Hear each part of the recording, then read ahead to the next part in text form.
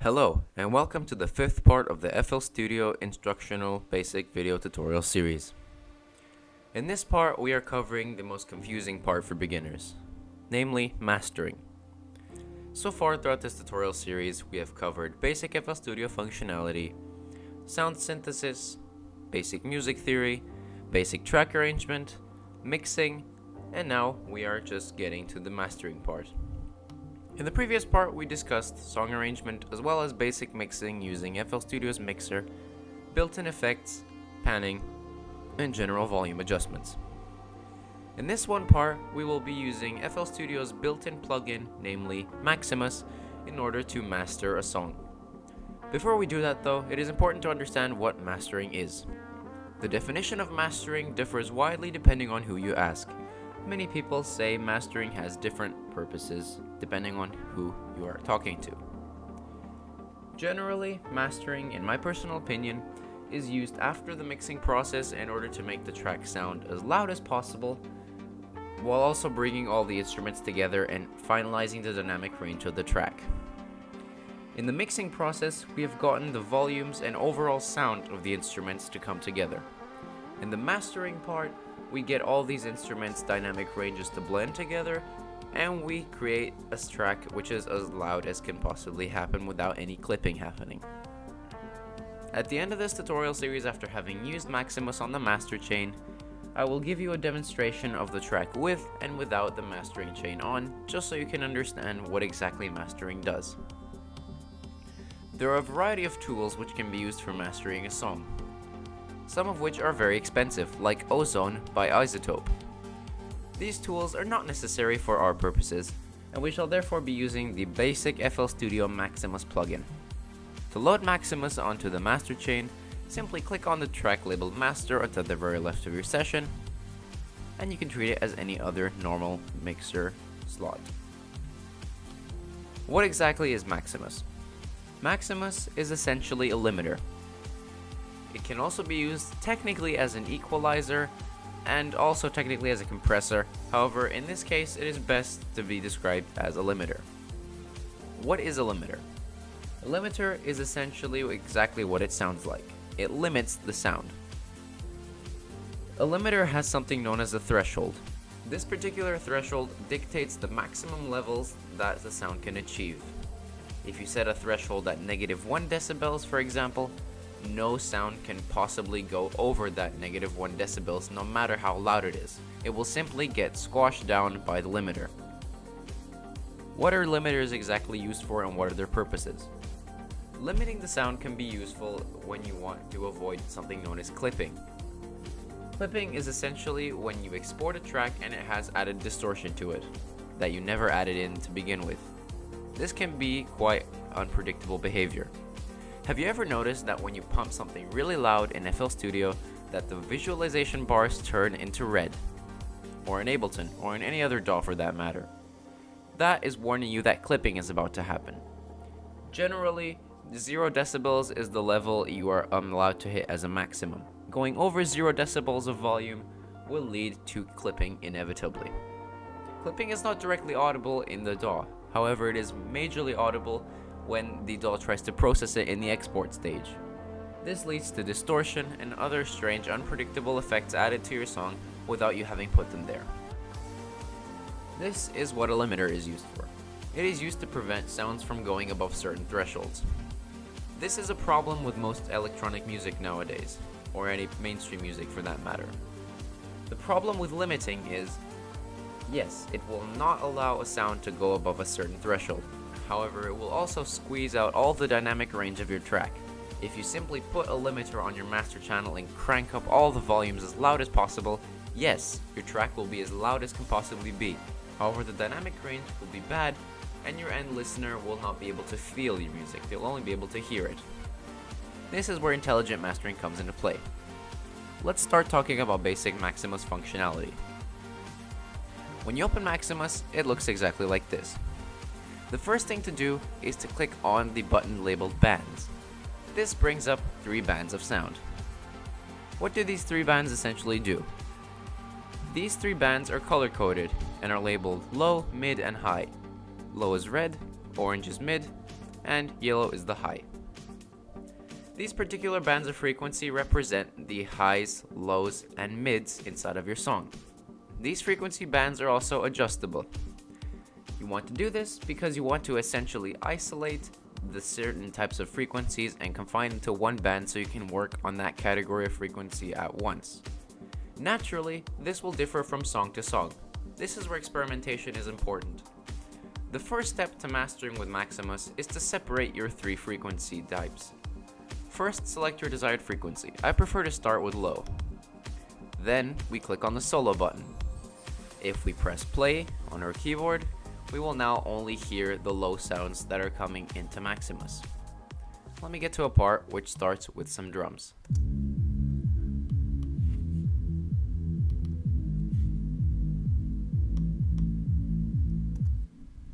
Those are all the low frequencies. Now, using the knob labeled low, which can move around the frequency range, I will select the appropriate frequency range for my lows in this song. Take note that if you make this too high, you will start getting other frequencies which do not belong in the low category, and they will start coming into the low band. You want to avoid this for efficient mastering.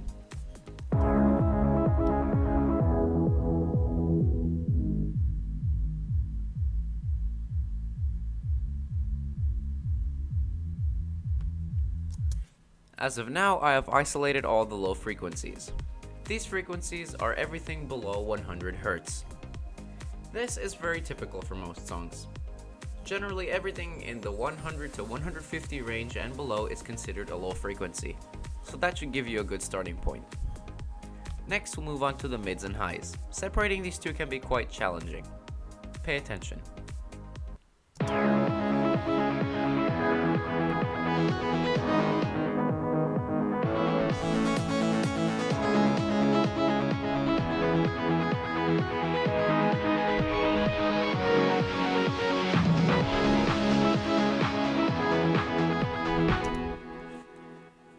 Here you only have one knob to work with, so listen to both mids and highs in order to make sure that they're separated properly.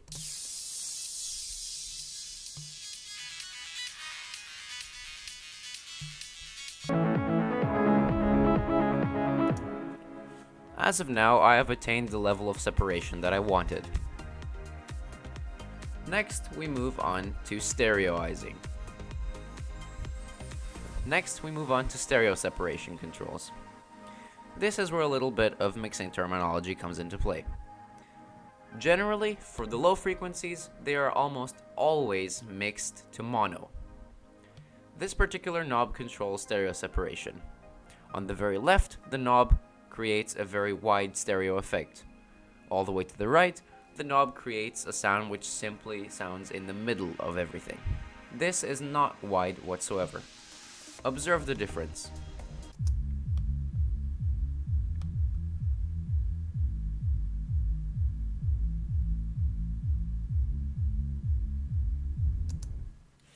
Generally, when it comes to electronic music, all of the low frequencies, such as basses and kicks, are mapped to a mono frequency. Usually, I like to keep this slightly under 100% mono, just to give it a slight amount of stereo.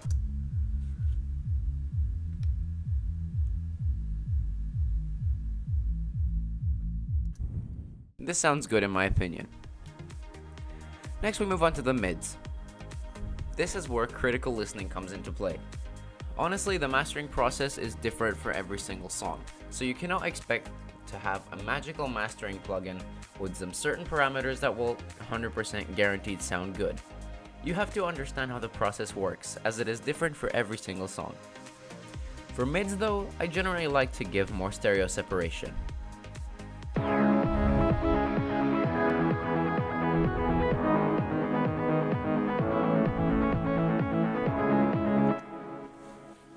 That sounds about right.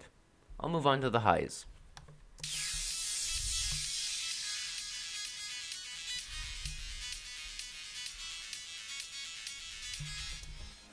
I'll widen the highs just a slight amount. Next, we need to move on to the more technical side of Maximus. That is, its limiting and compressing capabilities. When I change bands, you can see that the diagram on the very left top corner changes color. As you probably guessed, this indicates specifically that this diagram, which can be manipulated, as can be seen here, is specifically related to the frequency which color it corresponds to. This is very complicated to understand. However, this is where the thresholding and limiting capabilities of Maximus start to be seen. This here dictates the threshold. This line is comprised of 2 points. Generally, I prefer to keep this slightly under 0 decibels. To begin, it is directly at 0 decibels, as can be seen in the top left corner when I mouse over the parameter. It is at 0 decibels by default. Usually this magnet icon will also be selected, meaning that it will only give you certain frequencies that you can tweak it to. I recommend turning this off for more in-depth control. Generally, I like to move this at around negative 0.1 or 0.2 decibels. I'll leave it at 0.2. Putting this slightly lower than the 0 decibel threshold ensures that I will not have any way of having any clipping whatsoever while sacrificing minimal volume. This is just a safety precaution. For the sake of consistency, I do this on every single one of the bands.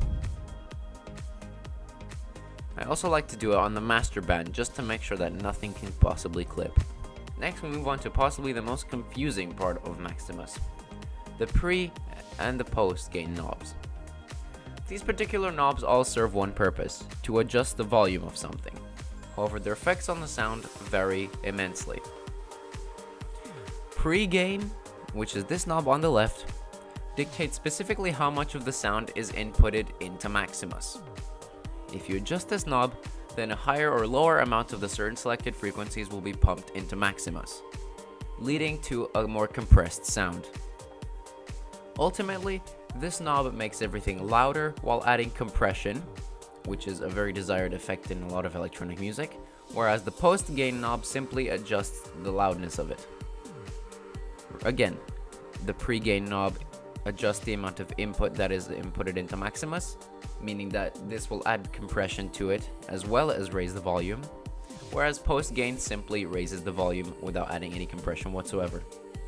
Using these in conjunction, you can get effects such as extended compression, but the same volume, if you lower the post-gain and up the pre-gain, or you can simply have a volume boost and leave the pre-gain intact with no added compression. These have to be tweaked depending on the type of song that you're trying to master. I will now listen to the lows and master them using the pre and post gain knobs.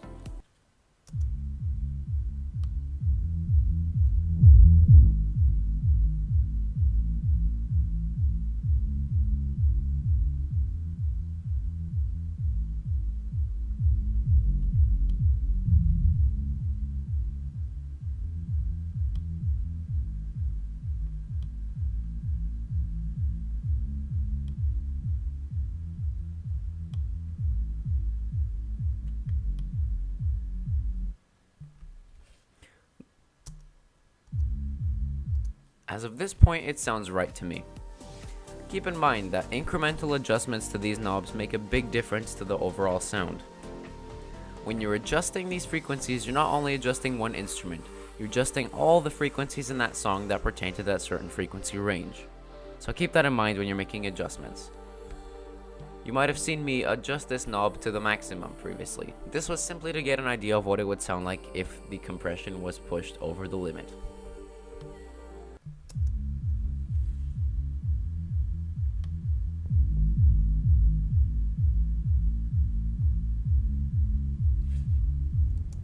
This sounds decent to me. Next, I'll move on to the mids and do the same thing. Keep in mind that if you want a frequency range to be quieter than the others, you can also bring it down using the pre-gain and post-gain knobs.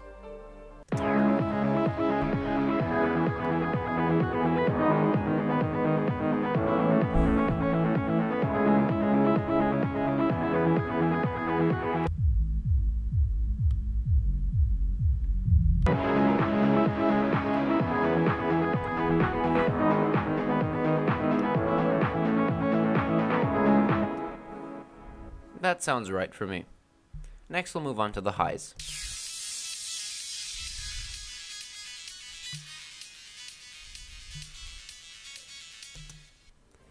For the highs, I wanted the compressor effect to still be effective, but I did not want it to be as loud, and so I used the PostGame knob in order to bring them down. Next, we'll move on to the master.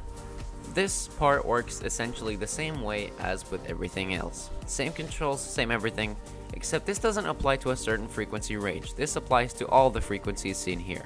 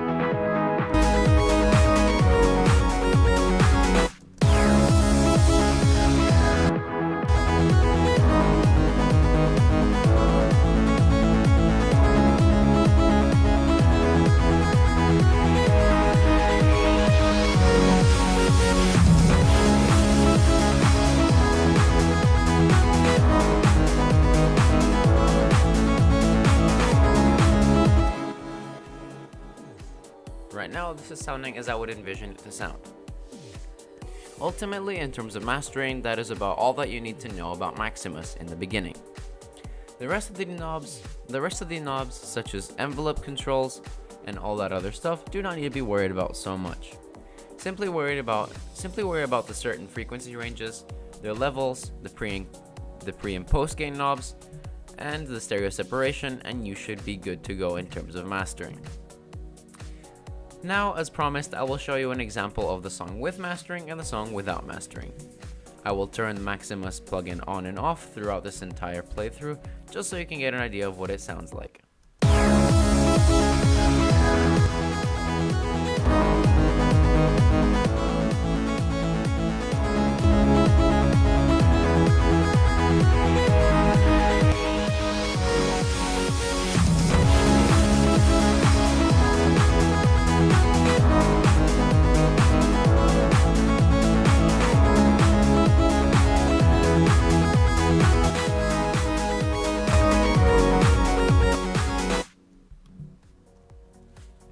As you can hear, there is an immense difference between the track with Maximus and the track without Maximus. As a final playthrough, I'll play the entire thing after having mastered the entire song.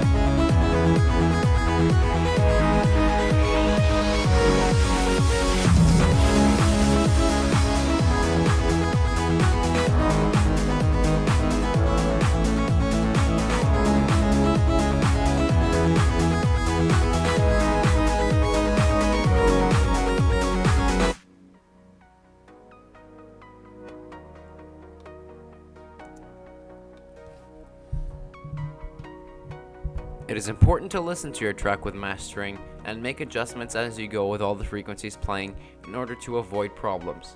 I thought that the low frequencies were getting a slight bit muddled throughout this entire mastering process as I listened to them. Therefore, I reduced the envelope size over here and perhaps should have done it to the low frequencies as well. Ultimately, mastering is a process that is highly based off of trial and error and individual personal preference.